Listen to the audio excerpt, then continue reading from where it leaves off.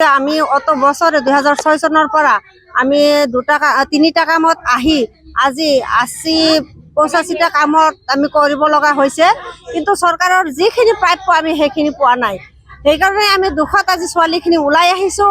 আমাক যেনেকৈ 24 ঘণ্টা খটাই আছে, কিন্তু আমাক পোৱা হিচাপে একো আমাক দিয়া নাই। যিও আমাক 1000 টকা ৰাজ্য চৰকাৰৰ পৰা দিয়ে, সেইখিনিও 8 মাহ 10 মাহৰ মূৰত আমাৰ বাকী হৈ থাকে।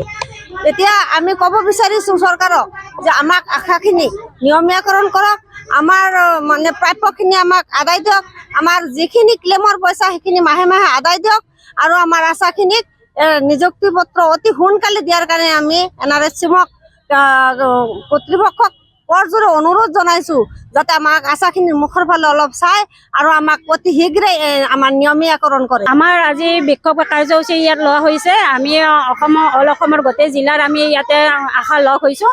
আমাৰ ইয়াতে নহয়, আমাৰ আজি সৰ্বভাৰতীয় হিচাপে আমাৰ এই বিক্ষোভ কাৰ্যসূচী লোৱা হৈছে। আমাৰ দাবী চলি আহিছে। আমাৰ কি চৰকাৰৰ নিয়মীয়াকৰণ কৰাৰ দাবী এটা আমাৰ চলি আহিছে।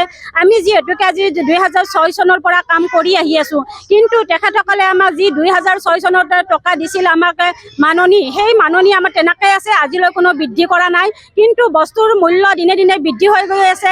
সেইকাৰণে তেখেতসকলক আমি অনুৰোধ জনাইছোঁ, আমাৰ মাননিৰ সলনি মজুৰি প্ৰদান কৰক। আমি মাননিৰ যোগ্য হৈ থকা নাই। আমাৰ মাননি কিয়ক দিয়ে? যাই মানে আমাৰ আগৰ গাঁৱৰ দিনত মানে যাই বেজালি কৰিছিল, অজা কৰিছিল, তেখেতসকলক মাননি দিয়ে। আমিতো স্বাস্থ্য বিভাগৰ একদম মানে ঘাই কাম কৰি গৈ আছোঁ। গতিকে তেনে ক্ষেত্ৰত আমাৰ কামবিলাক হৈছে স্থায়ী কাম, কিন্তু আমাক অস্থায়ী কৰ্মচাৰী হিচাপে তেওঁলোকে আমাক ৰাখি থৈছে, আৰু তেওঁলোকে আমাক কি কৰিছে, আমাৰ প্ৰাপ্যৰ পৰা আমাক বঞ্চিত কৰি আছে।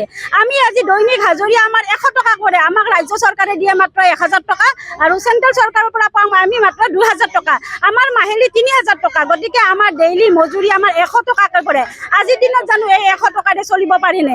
আপোনালোকে ভাবি চাওক, চৰকাৰক তেখেতসকলে আমাৰ বিষয়ে কাম জাপি দি আছে, আমাক এটাৰ পিছত এটা কাম জাপি দি আছে। আমি কিন্তু তেখেতসকলৰ কাম আমি নিয়াৰিকৈ কৰি আছোঁ, কিন্তু আমাৰ দাবী কেইটা তেখেতসকলে এতিয়ালৈ মানিবলৈ আগবাঢ়ি অহা নাই। সেইকাৰণে আমি বাৰে বাৰে এনেকুৱাকৈ বিক্ষোভ কাৰ্যসূচী ল'বৰ কাৰণে বাধ্য হৈছোঁ।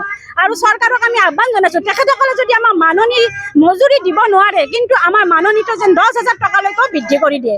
এইকেইটাই আমাৰ দাবী আছিল। আমাৰ যেন পেঞ্চন, আৰু আমাৰ এটা দাবী আছে পেঞ্চন দিয়া, আমাৰ গেছুটি প্ৰদান কৰা আৰু পেঞ্চনৰ ব্যৱস্থা কৰা, আমাক যি সামাজিক সুৰক্ষা প্ৰদান কৰাটো আমাৰ দাবী চলি আহিছে।